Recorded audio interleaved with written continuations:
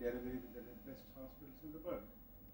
But if you look at the bigger challenge that we have, is I think what we need to work and say how can we address how can we address really those issues which really will affect not individual organizations per se, but how will it really touch our overall objective of health of the nation. Just providing health care to the people at large. I think most of us, whether in hospital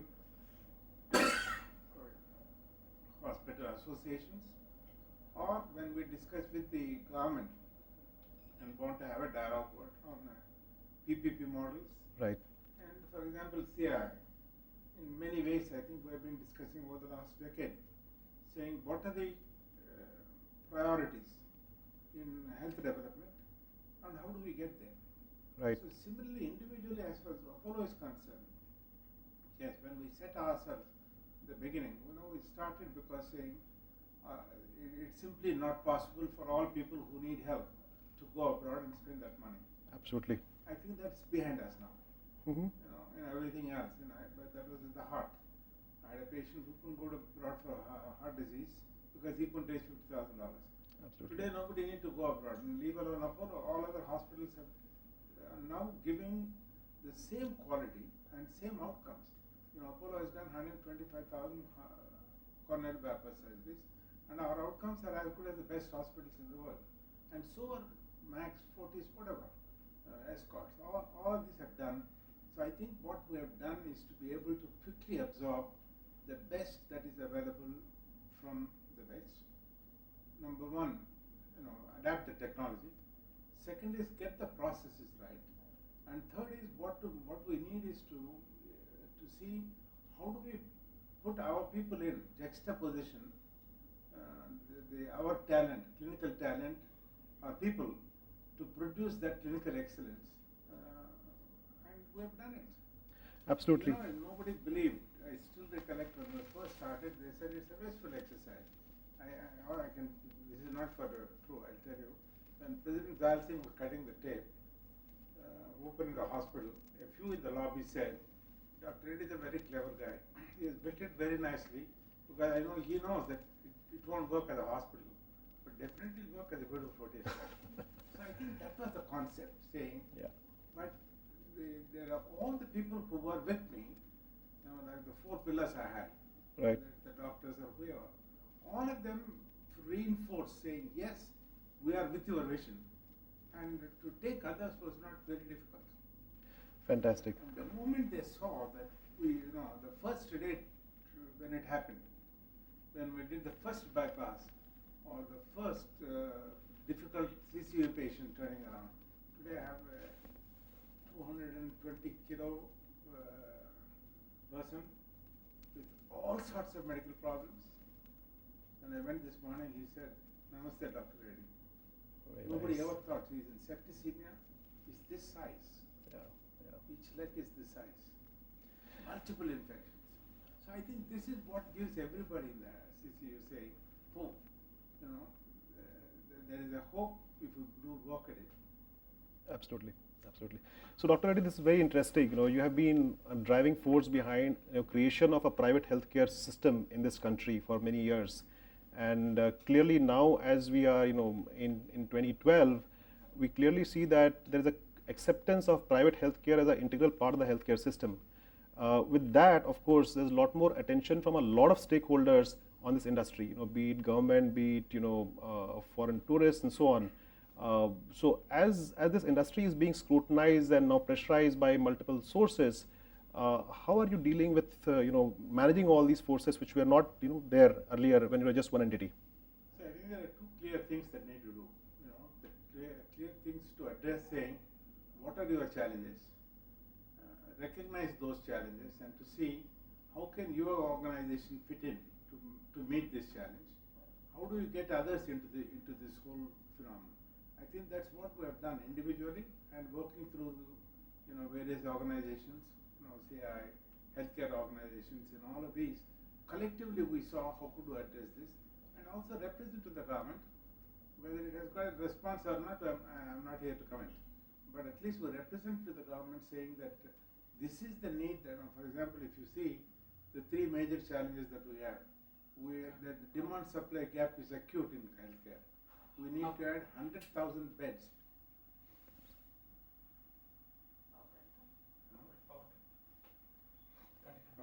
Okay, we lost on that point.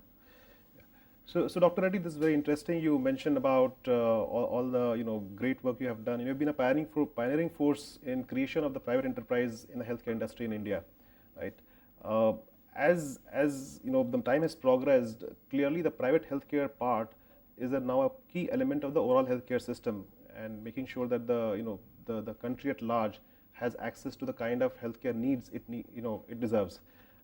Having said that, as the industry evolves and the topic becomes popular, there's a lot more eyes of different stakeholders on this industry. So I'm pretty sure that there is a whole lot of priorities which the government can help you with, be in terms of unfolding regulation, be it in terms of helping with the infrastructure.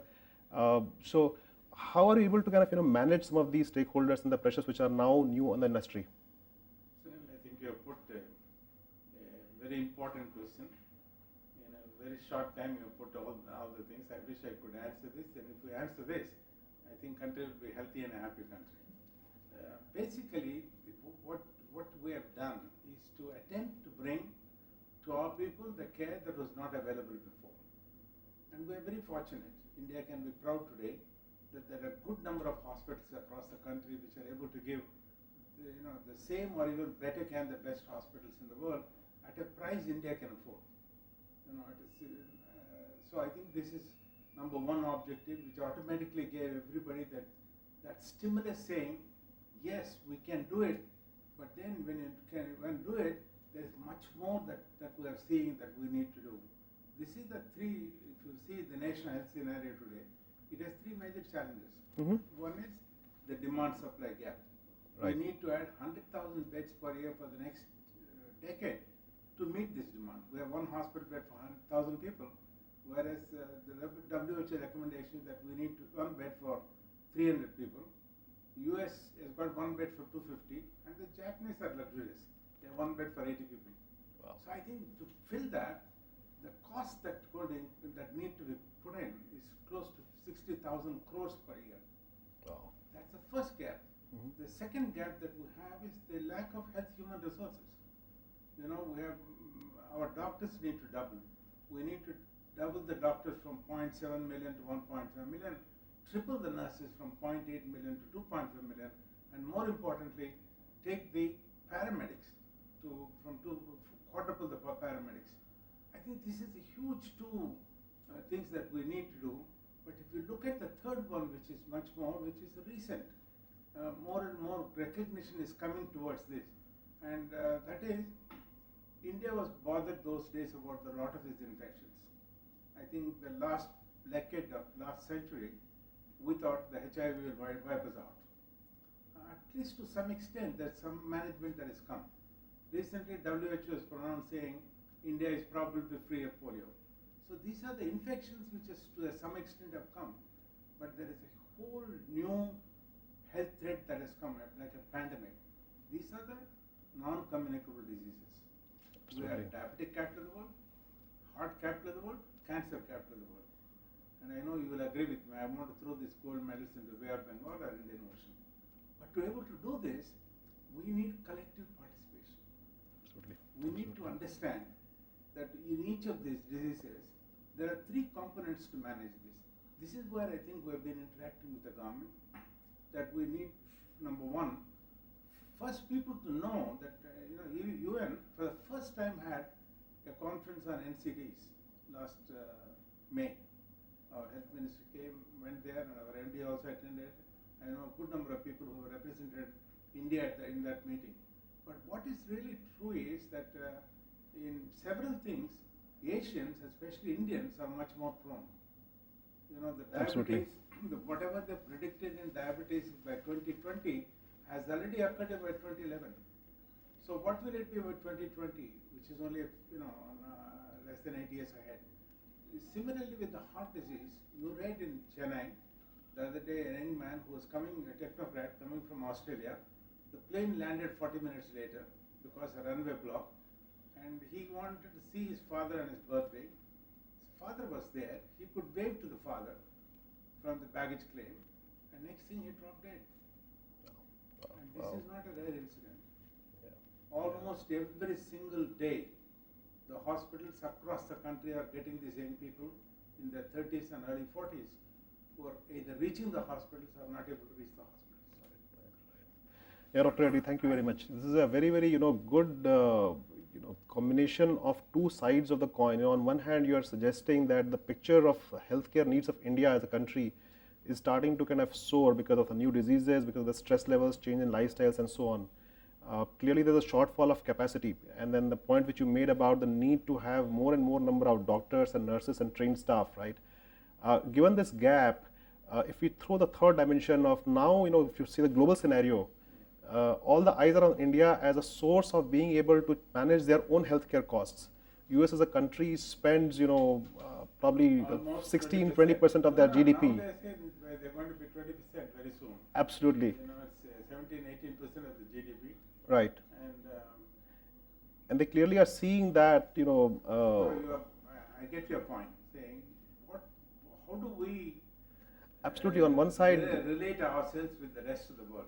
Absolutely. Obviously, before, India lacked the technology which the Western hospitals had. Today, we have the technology, and I believe we have strength which the Western world does not have. Right. Because when we started giving this new processes and new level of care, we also tied in that feature of cost benefit. Right. So our entire processes and all are being re-engineered. Right. To give that great benefit so that more of our people can go. This is what I think India can do for the rest of the world. Yeah. And the second important thing is in healthcare, yes, we have beautiful machines. We have a robot sitting upstairs. To do the robot, you would have thought you probably will need less people. It needs more people. Right. Only thing is greater safety for the patient, greater accuracy, and wonderful outcomes. But I cannot see any day when healthcare personnel need to be reduced. We need to continuously do more and more skill training of health workers. Right. And that is an advantage only for India. Absolutely. And that is one advantage India can use to leverage for itself, because we have this large number of young people. If you do give the skill training that I said, double the doctors, triple the nurses, quadruple the paramedics, that means you create so many jobs each year. Absolutely. And gainfully too. So what would happen, as I see, which is inevitable, as it is, people from other countries are coming to us, because number one, they have recognized that Indian healthcare today is the same as the best available anywhere in the world, and they have realized that it's also a cost benefit. They have also done something else, that Indian hospitals, when they come, that care compassion excels. Absolutely. Which you can't buy. It's not a commodity which you can buy. I think these three have attracted people. The numbers are growing, and it's going to grow. And my forecast is 10 years from now, maybe a few years this side or that side, India should become the global healthcare destination. Absolutely. Because we will have that thing, and for that, we can't sit quiet. We must continuously innovate. And please believe us, I don't think we jump-started and got something from there to come to this level of care suddenly. Absolutely. We innovated completely. For example, if you take our coronary bypass surgeries, we do 95% beating heart surgeries. What's the advantage? First, his cost is reduced, his morbidity is reduced, and in all other respects, is better at least 2 days earlier than what it would have been if it had done the traditional way. Yes. So I think there are a lot of innovations which have gone in, and we have also adopted, like for example, one of the Indian doctors from Harvard has put the checklist, which will improve the morbidity and mortality in major surgeries. Right. We have used such a checklist for everything else. Right. But very interestingly, to take on the lead that we had, we have positioned ourselves in an interesting thing called Rocket 14. Wow. This Rocket 14 is that we have identified 6 disciplines where we can quickly need to augment ourselves. That is cardiac sciences, neurosciences, cancer, the orthopedics, emergency and critical care, In these, what is it that we can do, not only to remain as global clinical outcomes, how can we improve these global outcomes? How can we get people on time? So, like for example, if I get an acute patient, if he comes to us on time, there is a 24 hours angioplasty available for him. What does this do? He probably will lead a normal life. If he comes 6 hours later, his muscle is already damaged. Yeah. So what can you do? You wait for him to have a surgery or things like that. Like that, in each of these, we are now bringing out clear guidelines as to how to manage this disease. How do we rework the entire processes so that the outcomes will make a very significant difference, and not stopping back at looking at curing people. We have continuously innovating and taking it forward. Going to people and say, our biggest slogan today is stay healthy. And I think in this stay healthy, there's another major American group who's coming to us today to say, how do we now, give Dr. Reddy your wellness programs? Can we make this global?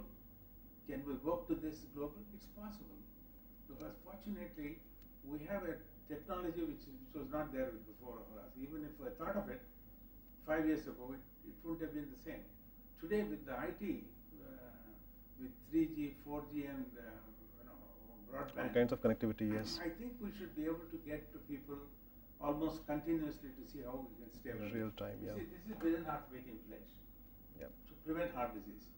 So, with the few hundreds of thousands of people who have taken this pledge, if they say I've given up smoking, don't leave them. We check with them and he has given up. If he hasn't, we try to give him, the ways how we can, 2-3 methodologies we can use to live up to his own promise that he would like to quit smoking. We monitor, the diet that has been advised. So I think these are all possible because of the tools that we have. So thank you, Dr. Reddy. This has been, a good summary of where you are. And if I kind of, replay this very quickly in a brief, what you're saying is, look, there's a huge opportunity for you as an enterprise and as a private healthcare player. Right? On one side, you have the billion people in India who are waiting to kind of get healthcare, and clearly there is more than enough demand. On the other side, we are clearly positioned because of the historical efforts we have put in to innovate and to have process excellence to be able to serve the world as well, right? So I just want to touch upon 2 points and get your inputs. I just want to add, even if I set up Apollo, I must give credit to all other players. Apollo is doing only 5 to 7% of the major tertiary care in the country. But I think there are a number of other players who have now come up. Maybe we are the pioneers. Right. But what is happiness is that there are a number of players who have filled this gap. Right. So, the topics I want to get some perspective from you were 2. One is a planning horizon and the planning approach, given the changes we are seeing, and, however well you plan, 2 months down, 3 months down, 6 months down, you think the world is different, your plan seems to become old. So, are there any specific, tips and practices which you are adopting to stay ahead of the curve and, adapt your plans as you go forward much more quicker? And the second part is the risk piece, which is, given all the focus on this industry and the changes, are there a specific set of risks, and are there mechanisms which you are using to deal with those risks? So if you could start with the planning piece first, please. I think the first is the planning is continuously required for 2 reasons. Number one is to say that you must fulfill saying that you want to keep up the leadership. If you want to keep up the leadership, you must continue to see newer vision and then goals to achieve that vision. As I said, one of the visions that we have now, I just told you about Rocket 14. Right. This is a vision we have recreated and kept different goals to achieve those. And the wonderful thing is, people all now are excited about it. Sure. Like the other day when I addressed my people saying, if you are not ready in the rocket, the fall is too bad. Yeah. So like that, I think we are preparing ourselves, saying that we need to look at differently. We need to bring newer steps or whatever you want to innovate. But most importantly is to have the private-public partnership. Right. See, what we have really failed is for the government to understand us. Mm-hmm. We have tried several ways. I think all the organizations, CII, FICCI, ASSOCHAM, all of these have interacted a number of times. They have here and there, gave us a few ticks. But what is required is to see what difference can it make if, typically the private-public partnership comes and both work to make, that health as a major game changer. Right. And it's possible. What do we ask? We have asked last time the CI representation. We said, don't give us any subsidy. Give us a stimulus to act for two things. Stimulus so that we can attract investments because it needs huge investments. Right. Stimulus to see that we have bankers who give us long-term financing. Yes. Because I'm not an industry. The moment I chick on, my products are sold. Absolutely. If it's a good product. Even if I have a good product here, it takes time to get the trust of people. So the hospitals need longer, 10-year financing. Yes. So there is a second. Third is we need some amount of, all others. If you look at IT, they have done country proud.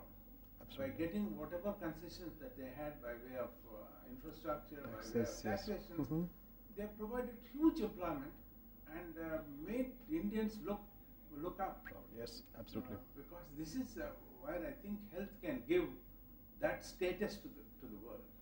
Saying health means, if you look at health, till 70s everybody went to UK, both for health education and health. Later on it was the monopoly of US. So I think it's now time that we can think and say, claim by the leadership. Can change this. We can change this because we not only will have the best of the Western methods, but if you make it a holistic approach, right? Holistic approach using for both, keeping people, healthy. Like Apollo mantra is stay healthy. And that and this, if we do, I think we will have a commanding global thing, which I think is a pride, to be a leader in the world. That's true. That's a very worthy vision to pursue it. And second thing is because out of need, certain things have developed.